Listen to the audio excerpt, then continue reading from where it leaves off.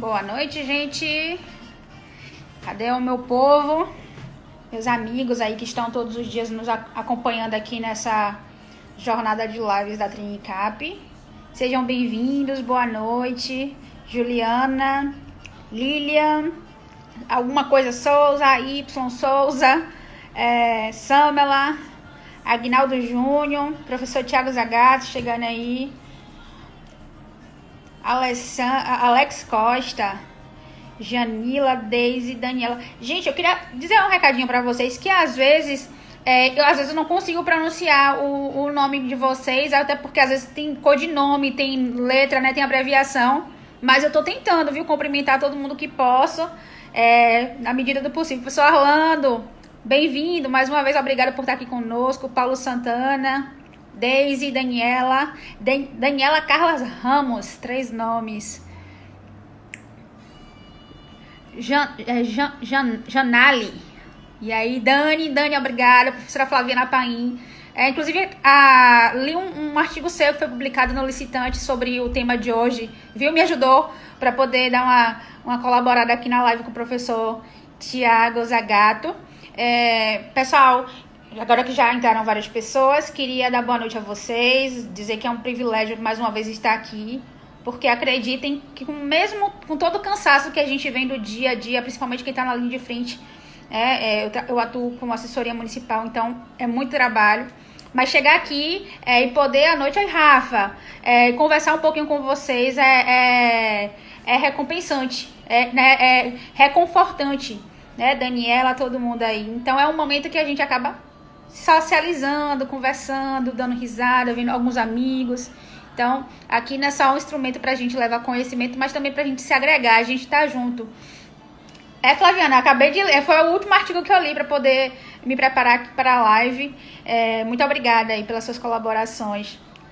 Então, eu queria dizer para vocês que o nosso tema de hoje é a questão dos impactos, né, da pandemia, a 13979 e as duas medidas provisórias do governo federal que falam sobre as suspensões de atividades e de contratos e algumas outras medidas de proteção ao emprego.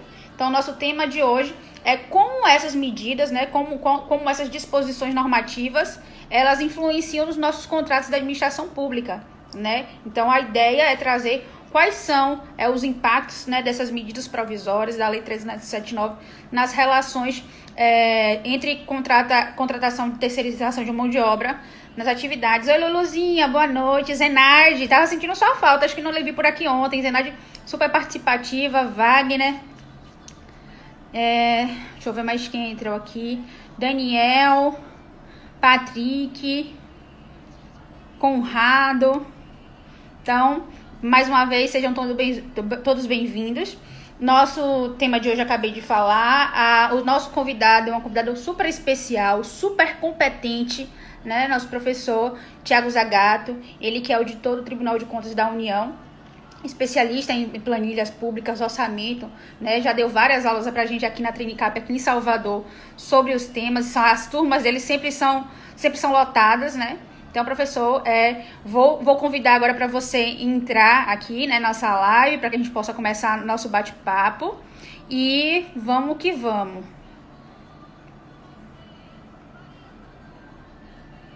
Não, o professor ainda não enviou o convite, não. Chegou aqui um convite, mas não foi do professor. Professor, quando puder, manda aí o convitezinho para que eu possa te adicionar aqui. Tá certo? Luluzinha, obrigada. Gente, eu tô escutando um forrozinho aqui. Aqui a gente tá num... Estou falando de Salvador, Bahia, Nordeste. E a gente tá se aproximando da época junina. E pra gente, a época junina é uma época muito importante de confraternização aqui pra gente, de muita alegria. E aí me bateu uma dúvida que eu vou tirar com o professor agora, se foi ele que tá entrando aqui. Deixa eu ver, ele mesmo.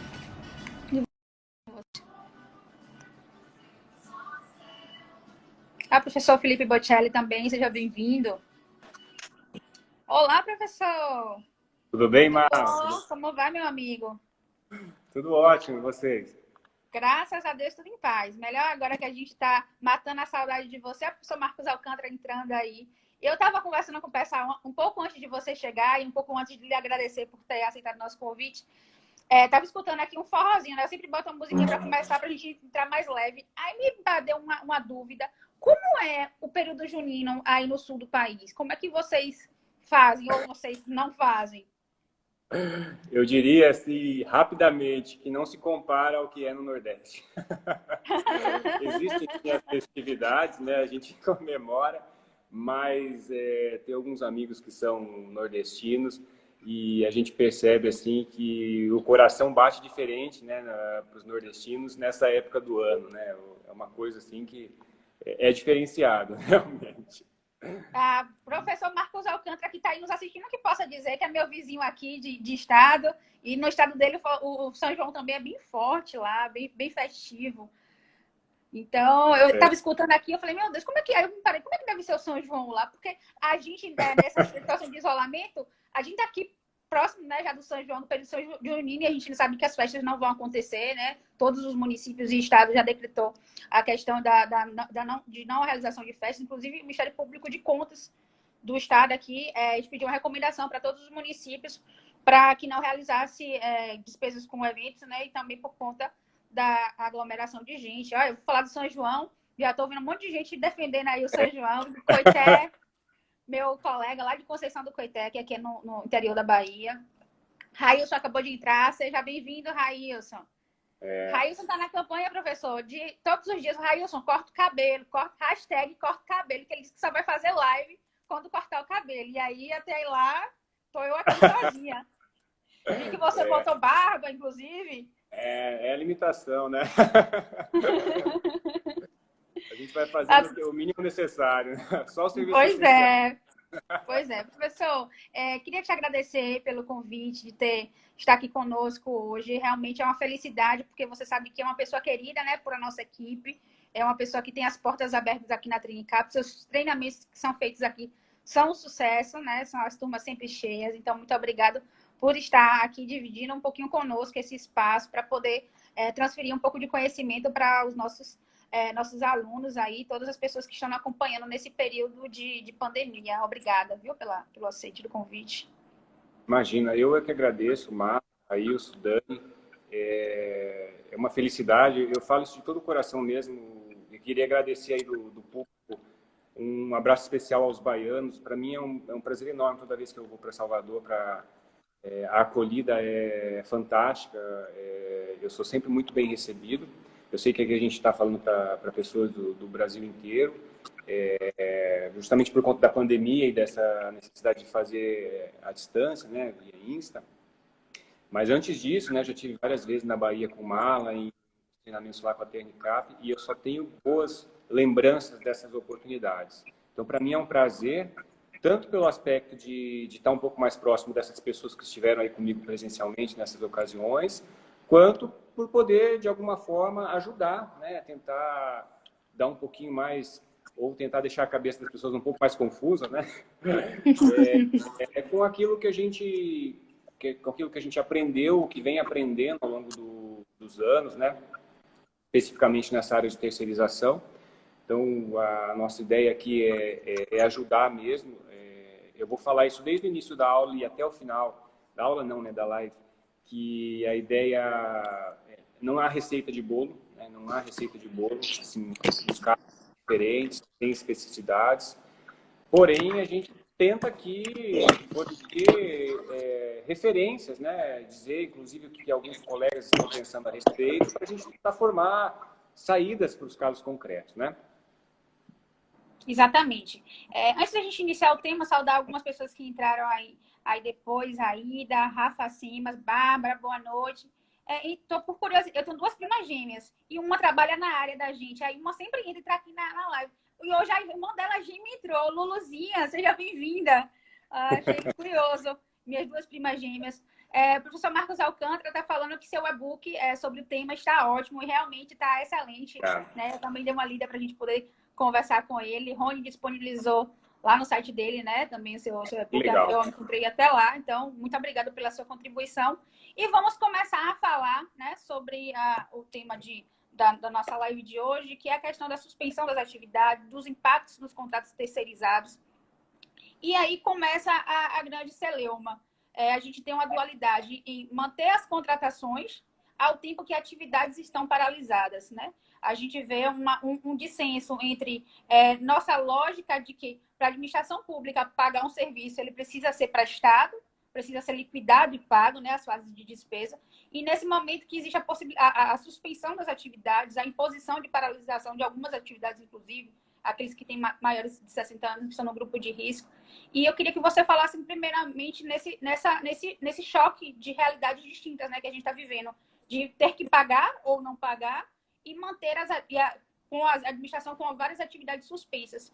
O que é que você pode começar falando para a gente sobre esse desequilíbrio aí, essa dualidade, que é uma coisa nova que estamos vivendo agora?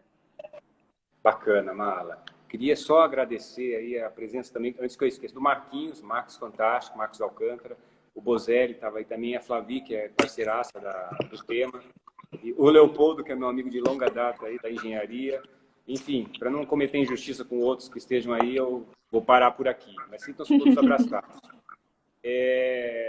Vamos lá, eu acho assim, eu gosto de iniciar todas as falas sobre terceirização, lembrando que nós estamos diante de um contrato administrativo, né? Por mais que isso possa, às vezes, parecer estar chovendo no molhado, não é. Assim, a gente, por diversas razões, a gente é levado a tratar um contrato de serviço terceirizado de uma forma diferente. Pelo fato de nós estarmos trabalhando próximo das pessoas, né? Terceirização normalmente envolve, a gente está falando de contratos com mão de obra, então são pessoas que estão próximas da gente, então, por mais que eu seja um gestor de contrato, um servidor administrativo, eu estou trabalhando do lado do terceirizado, eu sei que aquele terceirizado tem uma família para sustentar, querendo ou não, nós vamos caminhando junto com os terceirizados e a gente traz para dentro da instituição um sentimento de uma questão humanitária até, né? Então, quando a gente se depara com uma situação dessa, a gente se vê assim, olha, se romper esse contrato, né, o meu colega de sala ele vai ficar sem salário, vai ficar sem ter como pagar as despesas dele, aluguel, alimentação. Então, a gente é premido a talvez começar a caminhar por um caminho que eu acho que não resolve o nosso problema administrativo. Então, acho que a primeira nossa grande ressalva que tem que ser feita aqui é que nós estamos diante de um contrato administrativo e as soluções que a gente for encontrar, elas têm que estar de acordo com o nosso ordenamento jurídico. Por mais que o nosso ordenamento jurídico esteja, nesse momento, sendo fortemente influenciado pelas excepcionalidades do Covid, existe um ordenamento jurídico a ser seguido. Então, assim, não dá, até antecipando um pouco as falas, assim, não dá para a gente simplesmente achar que a solução paga-se normalmente todos os serviços como se prestados estivessem sendo. Não, eu acho que não é por aí também. Não estou dizendo que, olha, os funcionários têm que glosar as faturas e parar de pagar a empresa. Não é isso também, tá? Então, a gente vai falar na aula de hoje sobre, assim, as possibilidades que a gente tem, que a gente não precisa ficar nem num extremo e nem em outro, né? Não preciso parar de pagar a fatura simplesmente. Eu também não posso simplesmente dizer, olha, continuamos faturando. Integralmente, né? Integralmente. Continuar pagando integralmente. Exatamente, né?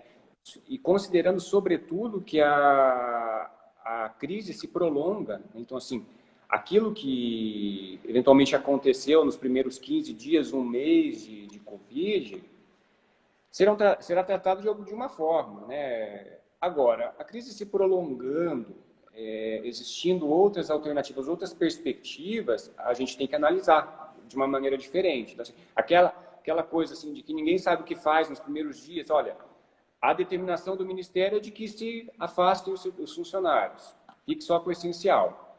Eu afasto, eu cumpro a determinação sem pensar muito nas consequências. Todo mundo teve que fazer isso e fez corretamente. Agora, as coisas vão se prolongando, né? A situação vai se mantendo com o afastamento e cabe ao gestor público avaliar quais são as alternativas, né, mais adequadas para a gente seguir, né? Mais ou menos isso. Se quiser colocar mais uma pergunta aí na sequência. Não, eu queria fazer essa sua introdução para saber sobre essa dualidade, né, de formas que podemos ajustes, suspensão e pagamento integral ou interrupção do serviço, para que a gente possa falar sobre as duas medidas provisórias, né, que trouxeram alterações e algumas contribuições nesse sentido. E aí a gente inicia falando sobre as medidas de preservação contidas na 927. Né? O que, que você tem para poder trazer um pouquinho das novidades que foram trazidas na medida provisória de março, e depois teve a medida provisória, a de 1º de abril. Então, sobre a 927, queria que você falasse um pouquinho sobre essas medidas, né? E se você acredita, depois que você explanar sobre elas, se elas são efetivas, se elas serão usuais, foram usuais, né? Porque como a gente estava em março, já como trata de férias, né? Já tem 30 dias aí que já pode ter sido concedida. Qual é a sua avaliação sobre essas medidas que foram postas inicialmente, sobre já esse lapso temporal que a gente já tem de cerca de mais de 30 dias, ou quase 30 dias, né, de aplicação? Bacana. Bom, primeiro a gente tem Antes de eu falar da MP 927, depois da 936, eu só gostaria de mencionar que existe um esforço muito grande do Ministério da Economia, né, e da SEGES, com orientações também sobre o que fazer com os contratos de serviços terceirizados, que eu vou falar muito sobre essas orientações quando a gente for fazendo o bate-bola aqui. Assim, infelizmente ou felizmente, eu não sei dizer, né, existe uma centralização muito grande na União nessa normatização. Então, assim, orientações do Ministério da Economia, em tese, valem para os órgãos do Executivo Federal, né? Porém, como num cenário em que todos estão em dúvidas, em que todos não sabem muito bem o que fazer, são plenamente salutar que os demais entes federados aí, que os órgãos que não têm uma orientação mais específica, que se apoiem nessas orientações do Ministério da Economia. Não tem problema nenhum nisso, tá? Mas a gente vai falar muito sobre elas, inclusive em alguns pontos até vou criticar, enfim. Mas vamos lá, MP 927, né? Foi a primeira que saiu. O que essa MP trouxe? Eu falo assim, eu até conversei com o Marlon um pouco antes da apresentação, falava, vamos falar de qual MP primeiro, né? Vamos falar da 927 por quê? Porque a MP 927, ela trata de algumas medidas que eu diria assim, que são de menor alcance, né? O potencial dela, né, para a resolução dos nossos problemas, ele é menor. Então, assim, na MP 927, a gente tem, por exemplo, o teletrabalho, né, o uso do teletrabalho, que, olha, se eu fosse falar para todos aqui, os colegas, se puder usar o teletrabalho, use. Assim, em todas as hipóteses que seja possível manter os contratos rodando, em que haja demanda, né, isso é uma coisa importante, que haja demanda, e se possa ser realizado via teletrabalho, à distância, é perfeito, né? Mantemos o contrato com a empresa, mantemos a prestação do serviço e mantemos o funcionário dessa empresa.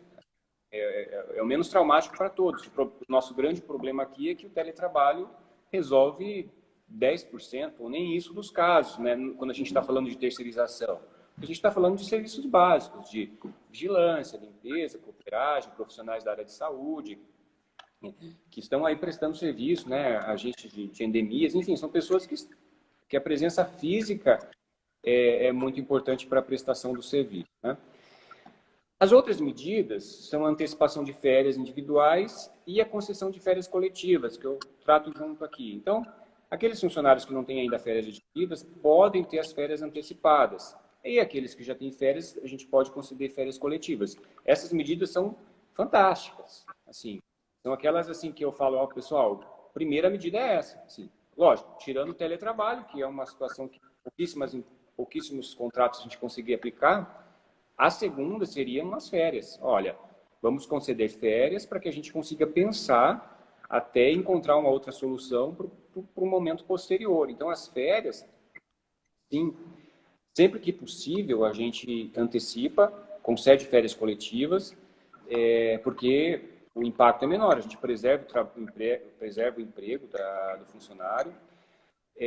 Nas nossas planilhas de composição custos de serviços terceirizados, a gente já inclui uma rubrica que permite que a empresa pague, né, o abono de férias para os funcionários. Então, assim, não tem impacto financeiro para a empresa negativo, ela provavelmente já provisionou esses recursos. E, além disso, a própria MP permite que ela postergue o pagamento do abono. Quer dizer assim, mesmo que ela conceda o abono vamos supor o seguinte, mesmo que ela antecipe as férias do funcionário, ela não precisa desembolsar o abono nesse momento, né? Ela pode diferir, ela pode pagar até o final do ano, tem uma data lá na MP prevista, que ela pode para pagar o abono. Então, ela não vai ter esse desencaixe agora financeiro que prejudique também. E, como eu disse antes, na maioria das planilhas de custos de contratos de serviço terceirizado, a gente já prevê lá no módulo 4.1 um valor para pagar as férias dos funcionários. Então, ela, de certa forma, ela já tem esse valor aprovisionado, né? A concessão das férias coletivas, eu vou só frisar um pouquinho aqui a concessão das férias coletivas, ela tem uma outra possível vantagem para a administração, né? Se a opção for conceder férias coletivas, como não vai haver necessidade de um substituto, né, olha, o órgão está fechado, né, todo mundo, ninguém precisa vir, todo mundo de férias, eu não preciso de um substituto, há um impacto a menor na planilha de custos, lá no módulo 4.1 das férias, que é a desnecessidade de um substituto. Porque o que acontece? Em regra, né, nas condições normais, o que a gente faz? A gente coloca na nossa planilha de custos uma verba para reposição dos profissionais nas ausências do titular. E uma dessas ausências é nas férias. Então, assim, em regra, em condições normais de temperatura e pressão, o funcionário A sai de férias, a empresa continua pagando o funcionário A e tem que pagar também o funcionário B, que vai substituir esse funcionário A. Então, ela paga os dois naquele mês. E para ela se recompensar desse duplo pagamento nesse mês, é que a gente coloca na planilha esse item. Então, no momento em que eu dou férias coletivas, eu digo, olha, eu não preciso de substituição. Portanto, aquele custo de substituição que está lá no módulo 4.1, ele pode ser suprimido. Então, assim, há um impacto econômico que a gente vai depois instruir num processo de reequilíbrio e reduzir o valor do contrato, o que eu também não acho que tem que ser feito agora, nesse momento de caos, que a gente precise... a menos que o contrato esteja se encerrando no mês seguinte, a gente precisa já garantir que a gente não vai ter um saldo com a empresa, que a gente fique com risco de não receber esse valor. Não sei se seria o momento da gente instruir esse reequilíbrio agora. Me parece, assim, desnecessário. Agora, se você tiver estrutura administrativa ali, operante, isso não for um trabalho muito grande para vocês, instrua o processo de reequilíbrio e sigam o jogo. Você falou uma coisa muito curiosa, professor, desculpa interromper, porque eu acho que muitos dos gestores municipais ou talvez estaduais, talvez não se atentassem para esse custo de reposição que está contido, né, na planilha de composição de unitárias de preços, e, de fato, esse valor poderia ter ficado pago a maior aos prestadores, caso não haja um futuro reequilíbrio, né, que não se faça agora em razão do período, da delicadeza do período, mas que, de fato, é uma verba que ficaria indevida, né, para a empresa contratada. Exatamente. Eu até faço essa ressalva, eu não sei se é o momento de instruir um reequilíbrio agora, principalmente porque, até que essa semana parou, mas a gente teve semana que a gente estava tendo um MP a cada 2 dias, né? Então, assim, eu ficava pensando, eu me colocava, né, como eu já trabalhei fazendo isso, né, eu ficava me colocando no lugar do servidor que está instruindo um processo de reequilíbrio. Olha, eu faço uma análise detida, pego planilha, comparo, faço toda uma reflexão sobre os fatos ensejadores daquele pedido de reequilíbrio para saber se há ou não fundamento para conceder.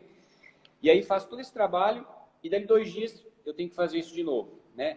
Então, assim, existe um trabalho administrativo muito relevante aí que não dá para a gente menosprezar, né? E isso custa dinheiro também para a administração instruir todos esses processos, né? Mas, enfim, se isso não é uma coisa assim que é certo, quer dizer, o certo é fazer assim que for pedido, mas não sei se é razoável nesse momento a gente também gastar tanto esforço, né? Caso haja dúvida da empresa, a empresa precise de uma sinalização da administração em relação a qual que é a postura, porque pode ser também. Pode ser que a empresa esteja insegura. Olha, eu não sei se a administração vai me conceder ou não esse reequilíbrio depois, portanto, eu não sei se eu devo continuar o contrato ou não, se eu tenho que parar. Então, se for uma questão de insegurança jurídica por parte da empresa, se isso for relevante, talvez a gente tenha que fazer logo essa análise, porque porque o particular, né, a empresa contratada, não vai querer ficar com o risco de, vai saber se daqui a Suportar, 2 meses... né? Alguma expressão. Exato. Ó, passados 3 meses, os ânimos se acalmaram, passou a calamidade, está todo mundo já com o coração mais pesado um pouco, né? Passou essa coisa, e aí lá na frente eles dizem que não pode conceder o reequilíbrio, que aquele não era um fato motivador. Então, assim, o empresário, né, ele tem todo o direito de se sentir inseguro nesse aspecto e desejar que a gente instrua o reequilíbrio o quanto antes. Também tem essa perspectiva, tá? Mas vamos seguir. Outra alternativa da 927 é o banco de horas. Só que o banco de horas ele tem um alcance muito pequeno. Assim, é muito pequeno mesmo. Porque, assim, imagine o seguinte, se eu deixar um funcionário um mês em casa usando o banco de horas, né? Então, ele é um funcionário 44 horas semanais, 8 horas diárias, e aí ele fica um mês em casa. Então, como é que ele vai compensar esse mês de horas? Vai ter que ficar quanto tempo trabalhando em horas adicionais para compensar esse período, né? Então, e lembrando que ele tem no máximo 2 para chegar no máximo. A MP não fala sobre limites de dias consecutivos que ele poderia trabalhar, não diz isso. Olha, será que ele poderia depois ficar, sei lá, 6 meses trabalhando 10 horas por dia? Será que, sob o ponto de vista de rigidez física e mental desse funcionário, seria razoável esse tipo de comportamento? Eu tenho para mim que não. Eu tenho para mim que isso não seria permitido, porque não parece razoável. E tem um outro aspecto, a MP não diz isso. Na reforma trabalhista, é previsto que, quando o funcionário tem banco de horas negativo, se houver o rompimento do contrato, ele pode ter que pagar esse saldo negativo. Ele fica pensando nessa situação da pandemia, né? Ele fica lá com um saldo de banco de horas negativaço, né? Lá para baixo. E aí depois se encerra o contrato de trabalho. Ele emissão. Voltou da pandemia, dali 4 meses ele pede demissão e está com saldo negativo. Como é que seria isso? Assim, eu acho que é uma solução para curtíssimo alcance. Muito provavelmente quem teve a oportunidade já até usou disso, já até usou o banco de horas. E nesse momento, com mais de um mês aí de pandemia, eu não sei se seria tão efetivo. Teve um comentário aqui de um colega que disse que o áudio está ruim. Está ruim mesmo para todo mundo ou seria só do Tiago, meu xará lá? Está ruim para todo mundo, Márcio? Aqui tá tranquilo, estou te escutando bem. Se mais alguém tiver com áudio ruim aí, pessoal, sinalizem, por favor, para eu ver se é meu aqui o problema, né? Tiago, você anda dormindo, anda bebendo? Ele é colega nosso, foi aluno da pós lá da Bahia de Direito também, colega nosso. Todos os dias está aqui com a gente. E aí eu vou dizer, 2 colegas, ó, tem um outro ali falando que o áudio tá ótimo para eles, são da mesma região. Então, tem alguma coisa errada com o Thiago lá, com o seu xará. Desculpe aí, meu xará, mas parece que o problema é local. Você estava vendo alguma live ontem, Thiago? Teve live de algum artista ontem? Você andou bebendo, amigo? Vamos lá, então, pessoal.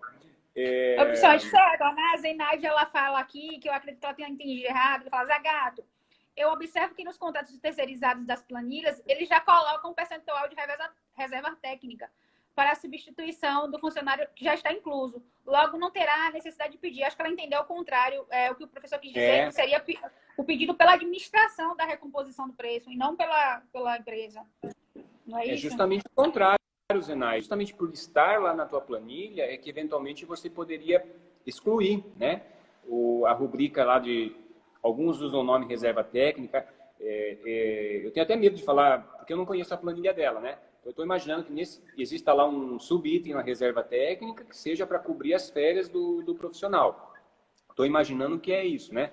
Então, é justamente isso mesmo, lá nesse item. Mas se tem previsto e você não vai utilizar, aí cabe dar uma analisada se não seria o caso de reduzir, tá? Mas, assim, com muita... Eu sou até repetitivo nisso, pessoal, com muita cautela nesse momento. Porque, assim... eu tenho até assim um pânico quando eu ouço a palavra glosa, sabe? Porque assim, existe um contrato administrativo com uma empresa e que não se espera que a gente saia glosando coisas assim inadvertidamente, assim, sem conversar com a empresa, sem negociar, sem avaliar, né? Eu sou sempre mais favorável a fazer o reequilíbrio, se é o caso de tirar alguma coisa de planilha, negociar um reequilíbrio, passar pelo jurídico, e sem essa... Eu tenho muito medo de glosa, assim, sabe? Porque eu acho que a gente, às vezes, produz injustiças enormes com as empresas nessas glosas. A gente tem um medo, a gente, enquanto gestor público, tem um medo de ser surpreendido por um órgão de controle em uma auditoria, de estar pagando um valor um pouco maior do que o devido, e aí a gente já sai glosando como se isso fosse resolver, né? Tem um pouco de cautela, na minha opinião, com as famosas glosas, tá? Vamos Pessoal, lá. e ainda sobre as outras que não são medidas previstas no artigo exatamente que fala sobre teletrabalho, antecipação de férias, mas existe a questão do diferimento do recolhimento do FGTS. Queria que você comentasse um pouquinho que foi uma das medidas propostas da 927. Exato. Uma das outras medidas, assim, existe o diferimento do E FGTS. eu queria, antes disso, que você conceituasse, porque tem muita gente que não sabe nem o que significa o deferimento, né? O diferimento da questão do FGTS. Era bom dar uma esclarecida aqui pro pessoal. Que tem muita gente que não é da área também, né? Bacana. Vejam, o FGTS é uma verba trabalhista, né? Assim, é um direito trabalhista do funcionário que é um fundo que formado por uma aplicação de uma alíquota de 8% sobre todas as remunerações vai lá que é do funcionário, que depois ele pode resgatar em determinadas hipóteses e tudo mais, né?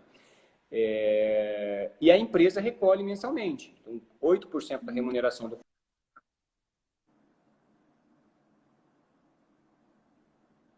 funcionário. O professor deu uma caída aqui para mim. Opa, voltou? Oi? Tá voltando. A sua tela travou um pouco, mas voltou agora. Voltou agora? Tá normal? Voltou. Então, vamos lá.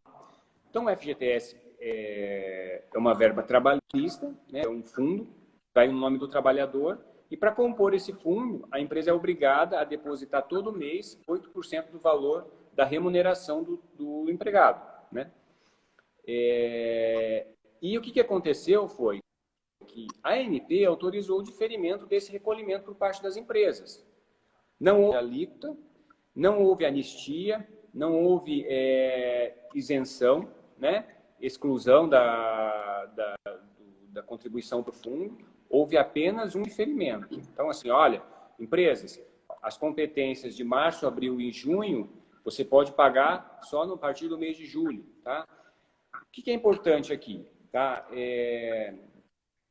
Observar. Não há alteração de custo para as empresas, portanto, na minha opinião, não é motivo de reequilíbrio. Né? Acho que entendo que isso está um tanto quanto pacífico, não há razão para fazer reequilíbrio, até porque não deixou de existir nenhum custo para a empresa, apenas houve um diferimento. Né? Diferimento é uma postergação, era para ele pagar agora, né? Competência mês de abril, teria que pagar até o mês de maio, e assim por diante. E aí ele vai poder pagar lá na frente. O que acontecer? Então, assim, não há, na minha opinião, motivo para reequilíbrio. A empresa tem que fazer essa opção, isso é importante para o fiscal de contrato verificar, se a empresa fez essa opção, a empresa tem um prazo lá para dizer que ela vai optar pelo diferimento, e aí o que o fiscal vai fazer? Olha, verifica se a empresa fez essa requisição de diferimento, se ela te apresentar o comprovante ali, aquele comprovante é apto para dizer que para ela está tudo bem. E aí uma coisa importante também, quando ela faz essa opção, ela já mantém a regularidade dela para fins de FGTS sem estar pagando essas competências. Se ela não fizer essa opção e não pagar... E deixar de pagar, né? A certidão dela vai ficar positiva no mês que vem. E aí o fiscal vai querer ver a certidão dela, está positiva, e falar, peraí, tem uma coisa errada, né? Eu não posso te pagar, a certidão está positiva, e aí vai desenvolver tudo aquilo que acontece quando uma empresa tem certidão positiva. Mas se ela fizer a opção, que é a obrigação dela corretamente, e apresentar esse comprovante de que fez a opção para a empresa, para o fiscal do contrato, o fiscal do contrato tem que aceitar, na minha opinião, essa declaração, esse documento que comprove a opção dela, E aí ele vai cobrar a regularidade desses depósitos lá na frente, né? Quando, de fato, ela tiver a obrigação de pagar. Então, para mim, é nesses termos o diferimento do FGTS. Acho que é assim que a gente tem que tratar. Professor, antes da gente falar sobre o próximo ponto da questão da 927, que seria as regras para o estabelecimento de saúde, já teve a terceira pergunta aí sobre a questão da aplicação dessas medidas para os cooperados, para as cooperativas. Você prefere tratar ela agora ou quando a gente fala depois da outra medida, porque também vai ter os impactos na cooperativa que pode ter algum procedimento diferente. Mas eu estou vendo as pessoas perguntarem, aí eu estou antecipando que já tem 3 perguntas sobre a questão da... Acho que a gente pode falar dos impactos agora, nas cooperativas, né? A cooperativa é um pouquinho diferente, né? Porque, basicamente, não há mudança da cooperativa quando a gente fala de contrato administrativo. Assim, então, as regras de contrato, né? Os princípios e os direitos em relação ao contrato administrativo são os mesmos, né? Então, assim, há um fato extraordinário, há um desequilíbrio no contrato gerado por esse fato extraordinário, e aí tanto a cooperativa quanto a empresa vão ter direito a buscar ali reequilibrar essa situação, né? O que vai diferenciar aqui é o como. Por quê? Porque essas medidas provisórias, elas tratam dos empregados. Então, quando eu falo aqui que ele pode conceder férias para o empregado, ora, o cooperado nem tem férias, né? Às vezes a cooperativa pode até criar, né, de acordo com o estatuto dela, o direito a férias, mas, em regra, o cooperado não tem nem férias. Então, assim, é fundo de garantia, né? Então, assim, as medidas provisórias, elas trazem em institutos possibilidades para empregados e não para cooperados.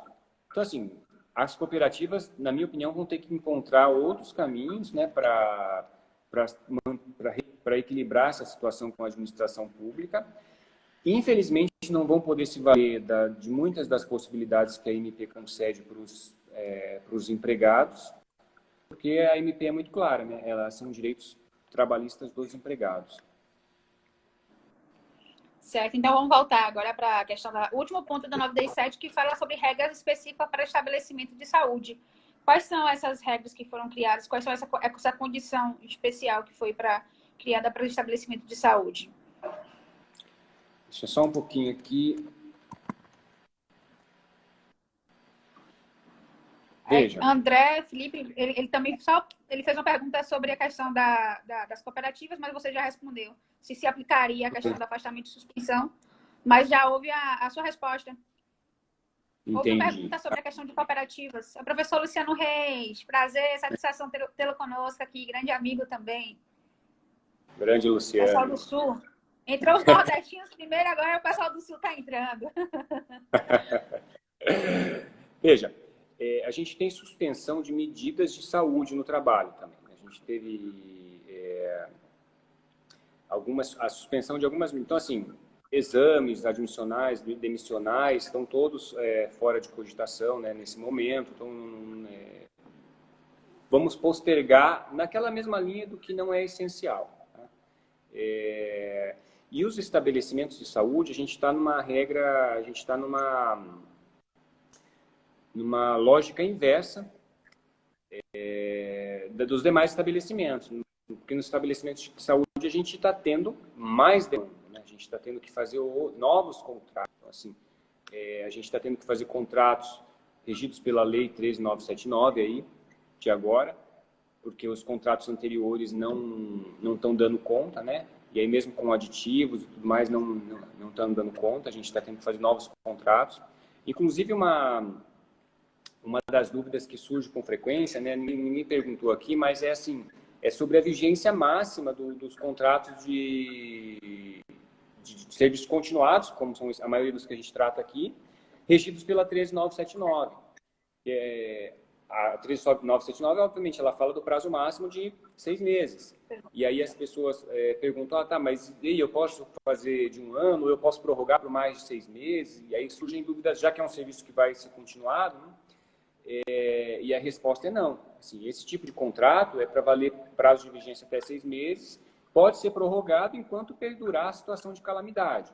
Assim, Pode ser que eu prorrogue, pode ser que o contrato eu assine com 6 meses de vigência e prorrogue ele por mais 6 meses, porque a calamidade não acabou ainda em 6 meses.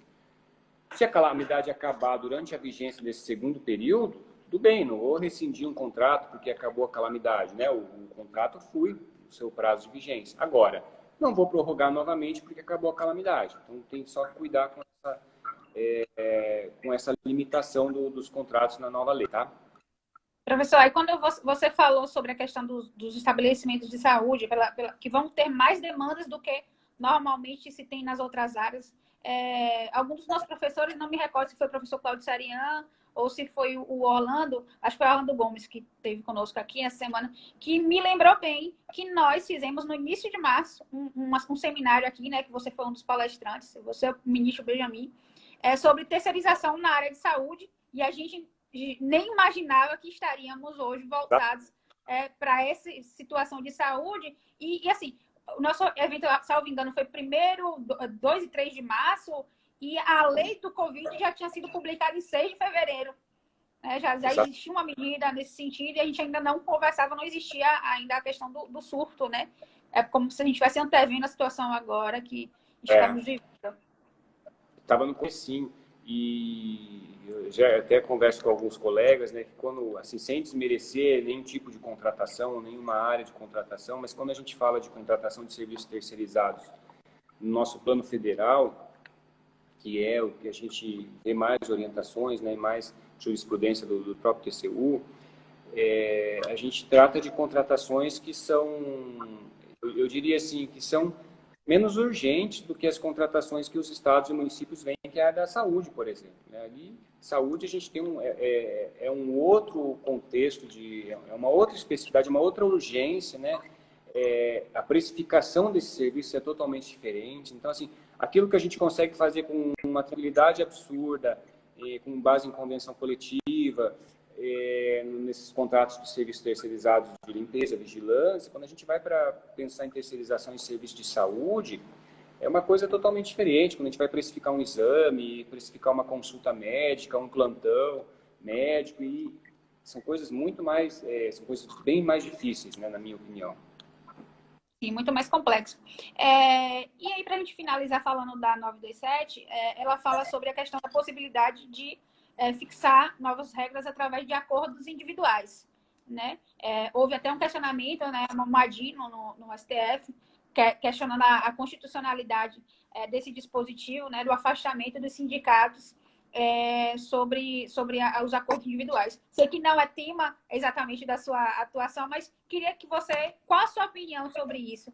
É legítimo o acordo individual firmado entre patrão e empregado? Você acha que isso vai trazer uma maior resolutividade às questões, ou que se está retirando uma parte importante, que seria a proteção através de sindicatos desses servidores ou trabalhadores que serão afastados? É uma opinião política, né?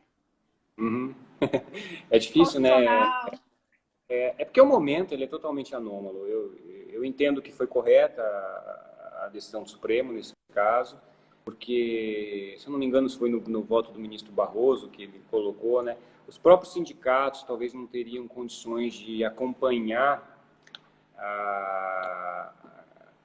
não teria estrutura sindical suficiente para acompanhar esses acordos firmados entre as empresas e avaliar e chancelar.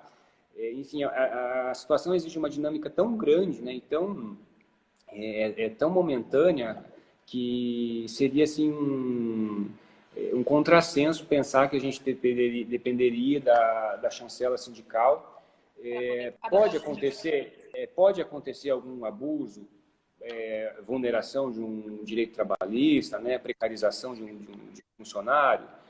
Olha, pode, né, porque é um acordo individual, funcionário-empresa. Então, assim, o funcionário, eventualmente premido pela hipótese de ser demitido, ele vai aceitar outras condições, né? Agora, a gente tem que pensar no seguinte hipótese: nós estamos diante de uma pandemia, que sempre vai existir a pior hipótese na mão do empregador, que é demitir o funcionário, né? Sim, então, assim, verdade.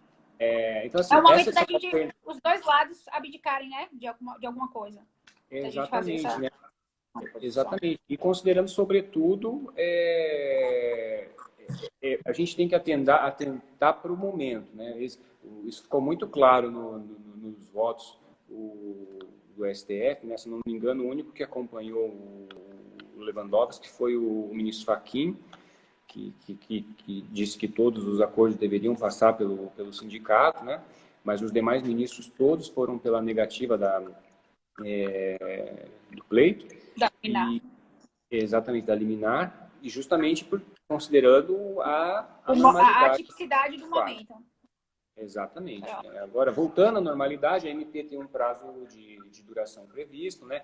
Veja, e a gente já está falando até da 936, né? As medidas alcançadas pela 936 são medidas de duração limitada, né? A gente tem suspensão e redução de jornada limitadas ali a 90 e 60 dias, respectivamente. Então, não dá para a gente...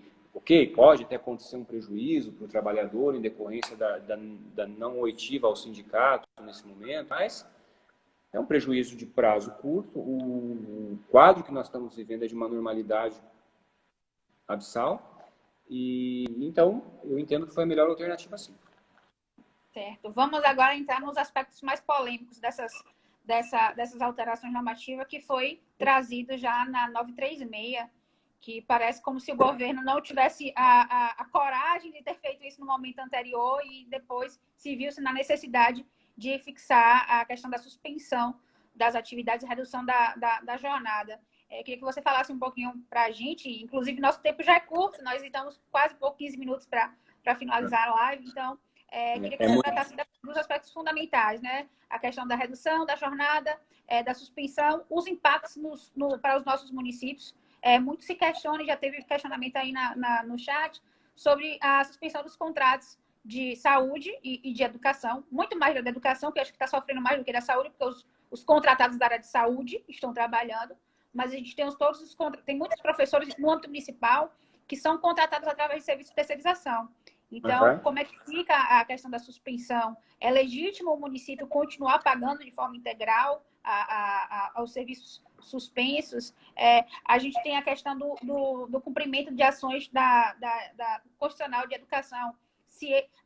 Quando você tira muito contratado através da folha de pagamento, você pode não cumprir, né, os índices constitucionais. Então, tem muita gente preocupada no âmbito municipal sobre a questão dessa suspensão. Se aplica ou se não aplica o recurso, se paga ou se não paga. Bacana, vamos lá. Tem muita coisa para a gente falar aqui, esse tema é palpitante, né? Eu vi uma pergunta ali, eu só não queria perder esse link da resposta de uma pergunta que está escrita aqui por último, que fala assim, se a suspensão poderia durar por período indeterminado. Veja, se a empresa concordar, sim. Na Lei 8666 fala assim que a empresa pode rescindir se ficar por 120 dias e a administração não retomar o contrato. Portanto, se a empresa concordar, se elas negociarem e entenderem que pode suspender por um prazo maior, perfeito. Assim, eu acho que é uma solução dentre as possíveis.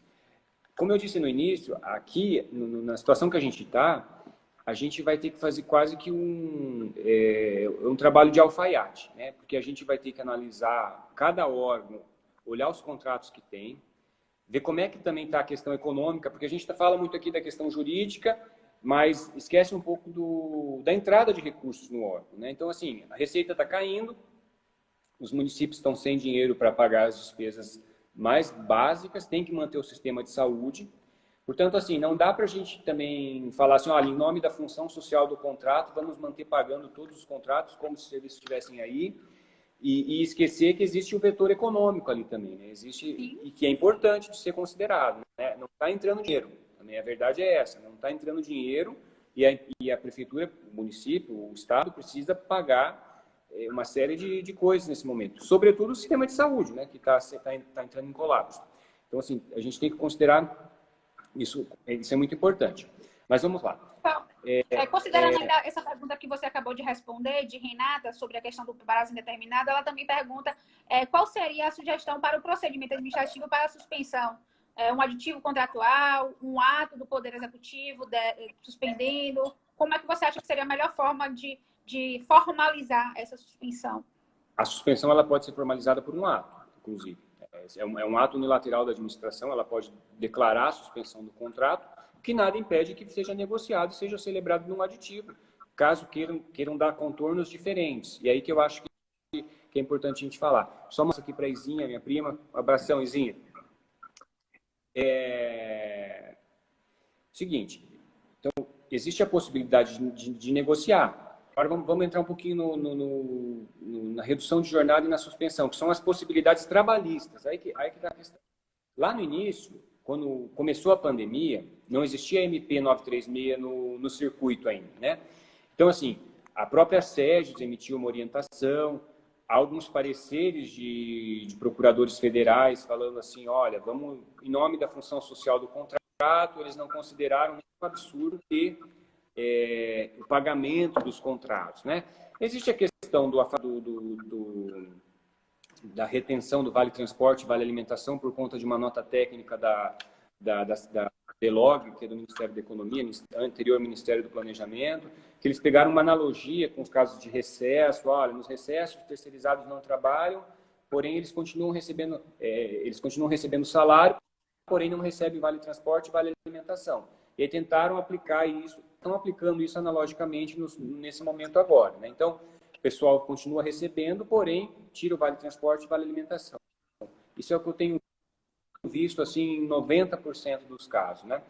A coisa está passando e a gente precisa de... Né? Eu digo que essa questão de manter pagando e tirar o Vale Transporte e Vale Alimentação é o clínico geral lá. Aquela dor de cabeça que você tem, você precisa de um analgésico ali.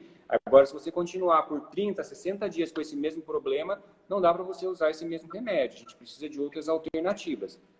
E a redução de jornada e a suspensão são algumas dessas possibilidades. Então, veja, ao invés de eu continuar pagando o contrato integral, eu poderia conversar com a empresa e, veja, a administração não tem nem obrigação nenhuma de fazer isso em regra, mas procurando uma solução consensual, que eu acho bem razoável, conversamos com a empresa e veja se há a possibilidade naquele contrato do serviço ser prestado com uma redução de jornada. E aí a empresa tem que pagar um valor para o funcionário e o funcionário consegue receber o benefício, né, de manutenção do emprego que é pago pelo Ministério da Economia. Então, assim, haveria prejuízo para a empresa em alguma medida? Provavelmente sim, vai ter algum tipo de prejuízo sim, logístico, nos custos indiretos, até mesmo porque ela tem que pagar esse benefício, pagar essa parcela da remuneração sem eventualmente receber da administração, talvez ela tenha uma perda ali.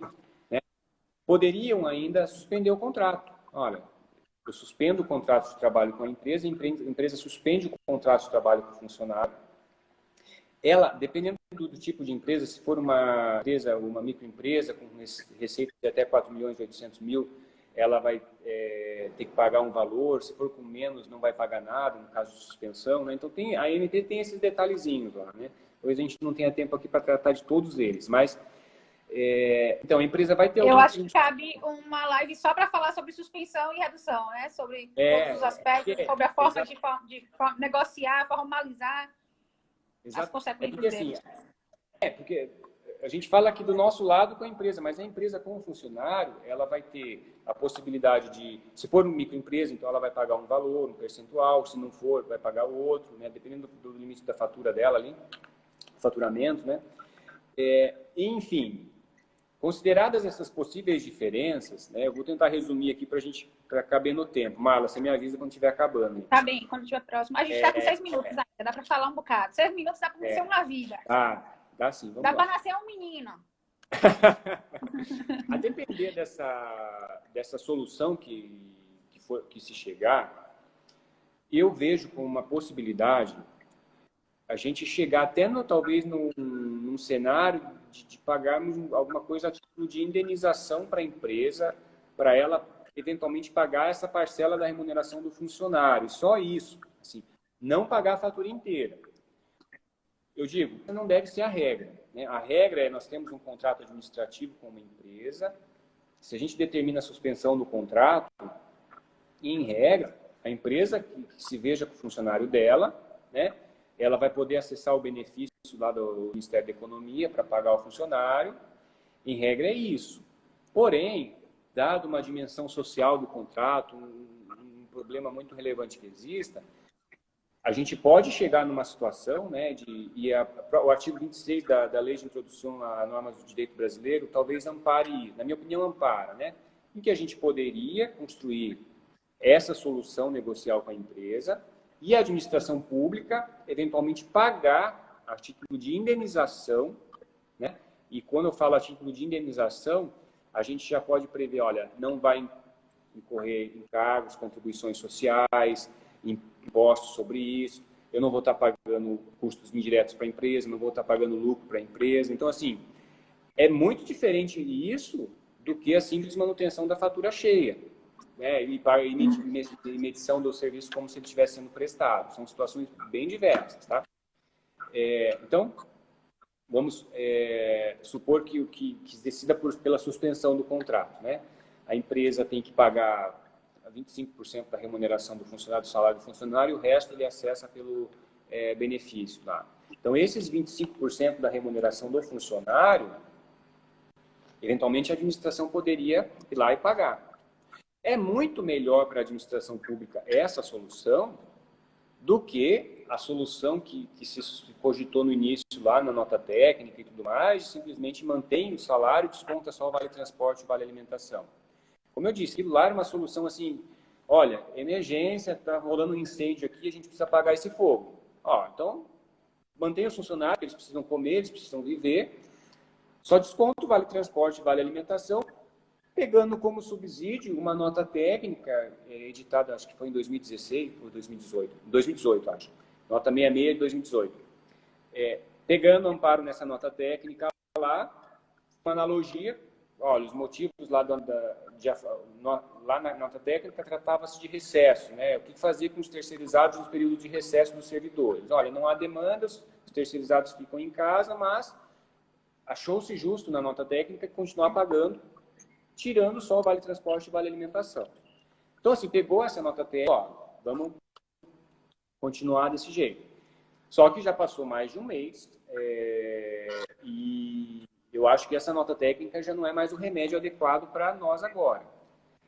Lembrando, lá na frente, né, a preocupação do gestor público, né, a auditoria que vai chegar lá na frente vai apontar um erro ou não no fato de eu estar pagando por um serviço que não é prestado.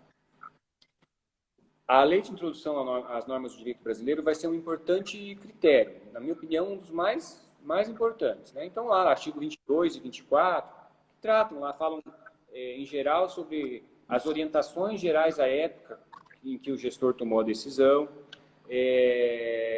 como um critério para a gente avaliar a questão do erro grosseiro do gestor. Então, assim, esse tipo de coisa vai ser avaliado lá na frente, né? Naquele momento em que ele tomou a decisão, quais eram as orientações, né? O que era exigível desse gestor, né? Tentando se colocar na realidade fática do gestor. É isso que a norma manda, né? É isso que a norma está lá prevendo. Então, a gente vai olhar isso. Naquele primeiro momento da crise, a realidade fática era uma.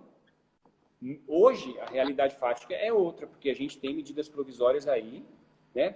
Tem outras possibilidades, outras alternativas. Então, assim, a cobrança que eu faria para um gestor que optou lá atrás, há um mês e meio, por manter e pagar, vai ser diferente da cobrança que a gente vai vir a fazer de um gestor que amanhã simplesmente optar por, vou manter a fatura cheia e, em nome da função social do contrato, alguma coisa assim mais genérica, né, opte por essa saída. Eu acho que é isso que a gente tem que deixar claro aqui. Professor, estamos nos nossos 2 minutos finais do vídeo. Infelizmente, o tempo passa muito curto. Eu queria que você tentasse, de forma objetiva, me dizer para nós se dessas medidas que foram propostas para atender o tempo de pandemia, se alguma delas você acha que é efetiva para que a gente adapte no nosso sistema, né, atual de normas. Em que normas nesse tempo? A simplificação. Assim, eu acho assim, de todo isso, né, saindo um pouco das MPs aqui e indo um pouco para a Lei 13979, eu acredito que a pandemia serviu para mostrar que a gente tem muita burocracia desnecessária, que a gente pode fazer as coisas num ambiente negocial mais fluido, né?